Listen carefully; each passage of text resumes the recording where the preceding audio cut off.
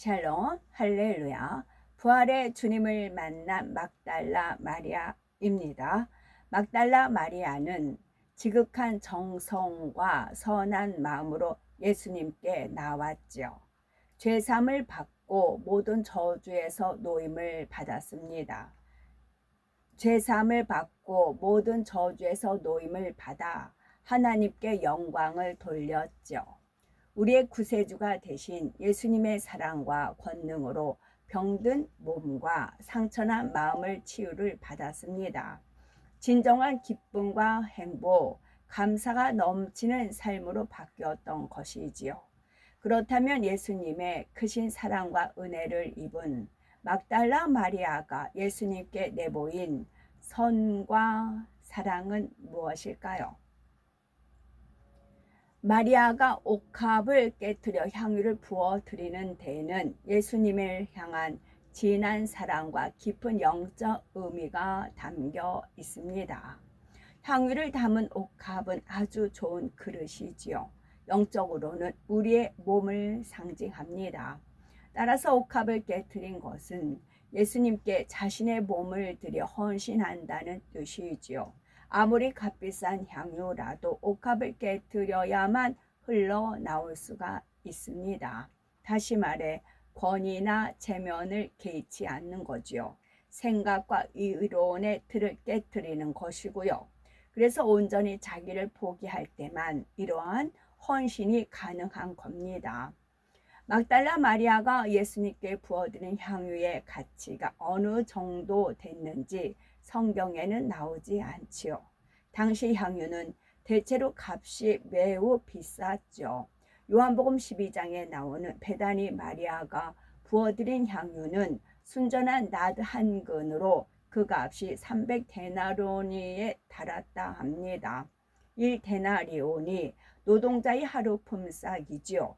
300데나론이라면 거의 1년 내내 일해서 번 돈을 한 푼도 쓰지 않고 모아야 하는 큰 금액인 겁니다. 이러한 값비싼 향유를 준비하기 위해 마리아가 얼마나 정성을 기울였을까요? 지치고 병든 몸으로 쉼없이 일하며 먹을 것조차 아껴 한 푼 두 푼 모은 돈을 남편에게 들키지 않기 위해서 마음 졸이며 향유를 준비했을 겁니다. 그러므로 향유를 드렸다는 것은 마음의 진실한 정성을 드렸다는 것을 뜻하죠. 다시 말해서 마리아가 옥합을 깨뜨리고 향유를 예수님께 드린 것은 자신의 몸과 마음과 정성을 예수님께 드려 헌신한다는 의미입니다. 옥합을 깨뜨려야 향유가 나오는 데는 또 다른 중요한 영적인 의미가 있죠. 옥합은 우리 몸을 상징합니다. 그런데 변화되기 전 우리의 몸은 육체의 소욕을 쫓고자 하지요. 따라서 옥합을 깨뜨렸을 때 향유가 나오는 것처럼 우리의 육체의 소욕을 벗어 버릴 때만이 주님에 대한 진정한 사랑이 나온다는 것을 의미합니다. 옥합을 깨뜨려 향유를 부어드린 마리아처럼 육체의 소욕을 벗어 버릴 때라야 순전하고 거룩한 마음을 주님께 드릴 수 있다는 거죠. 막달라 마리아는 자신을 새롭게 변화시키고 생명을 주신 예수님을 마음 다해 섬기며 붙쫓았습니다. 과연 마리아는 어떠한 사랑과 헌신으로 예수님을 섬기며 붙쫓았을까요? 마리아는 자신에게 잘해주는 것이 전혀 없는 가족이라도 미워하거나 원망하지 않았습니다. 그러니 자신의 삶을 가치 있게 만들어 주신 예수님을 향한 사랑은 어떠했겠습니까? 영적인 사랑은 무조건적으로 자신을 헌신하며 대가를 바라지 않는 사랑입니다. 그 사랑이 어떠한 상황에도 변치 않고 한결같지요. 예수님을 향한 막달라 마리아의 사랑이 바로 이러하였습니다. 당시 종교 지도자들은 예수님을 미혹하는 자, 귀신의 왕 바알세불을 힘입은 자, 하나님을 모독하는 자라고 정죄를 하였죠. 백성들도 그들의 말에 미혹받아 예수님을 십자가에 못 박으라고 외쳤습니다. 십자가 처형을 언도받은 예수님은 세상 말로 이제 별 볼 일 없게 된 거죠. 흉악한 죄처럼 십자가에 달려 죽으시고 나면 모든 것이 끝나고 마는 겁니다.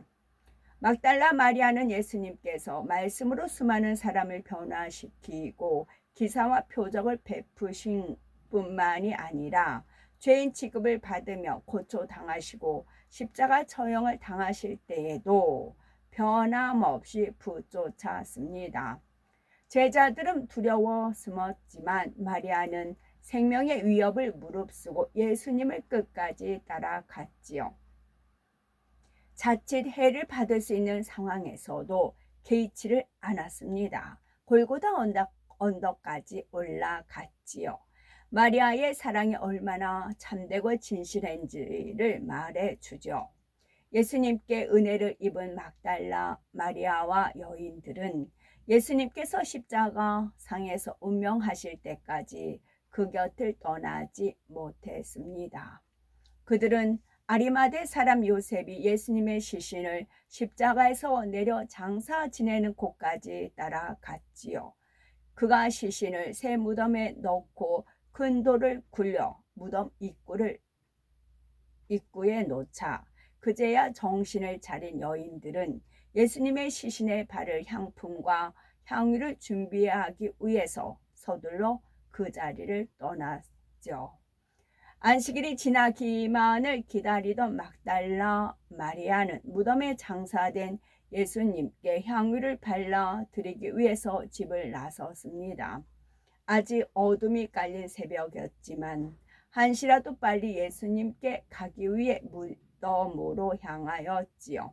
그런데 당도해 보니 무덤의 문들이 열려 있는 겁니다. 예수님의 시신은 보이지 않고요. 당황한 마리아는 누군가 시신을 가져간 줄을 알고 하염없이 울고 있었지요. 그때 흰 옷 입은 두 천사가 나타나 여자여 어찌하여 우느냐라고 묻지요.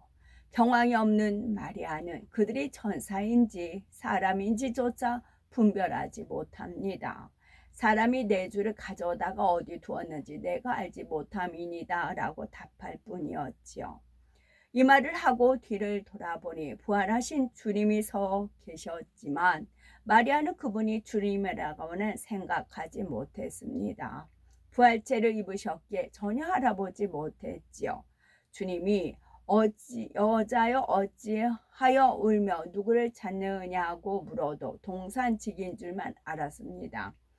주님께서 마리아라 라고 부르시니 그제야 마리아는 부활하신 주님을 알아보았습니다. 그때 주님은 마리아에게 나를 만지지 말라. 내가 아직 아버지께로 올라가지 못하였노라. 너는 내 형제들에게 가서 이르되 내가 내 아버지 곧 너희 아버지 내 하나님 곧 너희 하나님께로 올라간다 하라 라고 말씀을 하셨습니다. 예수님께서는 십자가 처형을 당하셨지요. 일요일 새벽 미명에 부활하심으로써 구세주가 되기 위한 섭리를 이루셨습니다. 모든 일을 완수하셨으니 하나님 아버지를 뵙는 것이 우선이었지요. 그래서 마리아에게 자신의 부활을 제자들에게 알리고 때가 이를 때까지 증인으로서 살 것을 당부하셨지요. 머지않아 다시 만날 수 있음도 약속을 하셨고요. 이렇게 막달라 마리아는 부활하신 주님을 처음으로 목격하고 제자들에게 가서 주를 보았다라고 증거를 하였습니다. 그러면 구세주로서 십자가에 달려 사망 권세를 깨뜨리고 부활하신 예수님께서 하나님을 배우기 전에 마리아를 만나 주신 이유는 무엇일까요? 막달라 마리아가 생명 다해 주님을 사랑했고 온전한 헌신으로 섬겼기 때문입니다. 세계적인 큰 경기나 대회에서 금메달을 따거나 1위를 하게 되면 그동안 자신을 도와준 사람이나 마음을 써준 사람, 힘들고 어려울 때 힘이 되어준 사람이 가장 먼저 떠오르기 마련입니다. 가장 영광스러운 순간에 그들에게 감사의 인사를 전하며 우승의 기쁨을 나누지요. 이렇듯 부활하신 주님이 처음으로 만난 사람이 막달라 마리아라는 것은 우연이 아닙니다. 행복하고 즐거울 때뿐만 아니라 상대가 힘들고 어려울 때 나가서는 가장 처참한 상황에 놓였다 해도 끝까지 함께할 수 있는 마음, 이것이 진정한 사랑이지요. 막달라 마리아는 자신의 생명보다 예수님을 사랑하였지요. 끝까지 붙쫓음으로써 부활하신 주님을 가장 먼저 뵙는 영광의 주인공이 될 수가 있었습니다. 하나님께서 인간 경작을 하시는 이유는 영원히 변질되지 않는 사랑을 주고받을 수 있는 참 자녀를 얻기 위함입니다. 이러한 참 자녀를 얻기 위해 사랑의 하나님께서는 독생자 예수님을 십자가에 내어 주시기까지 엄청난 희생을 하셨지요. 마침내 예수님의 능력으로 치료받고 참 행복을 찾아 예수님을 십자가를 지신 예수님을 끝까지 붙쫓는 진실한 사랑을 이룬 막달라 마리아를 발견하셨을 때 하나님께서는 얼마나 기쁘고 행복하셨겠습니까? 늘 가까이 두고 그의 선한 향을 흠양하고 싶으실 정도였지요. 그래서 마리아는 창세 이래 구원받아 천국에 간 여인 중에서 가장 하나님의 사랑을 받고 하나님 보호자 가까이 갈 수 있는 여인이 되었습니다. 누구든지 막달라 마리아처럼 온전한 선의 차원에 들어가시면 천국에서 존귀한 자가 될 수가 있는 거죠. 아멘. 샬롬.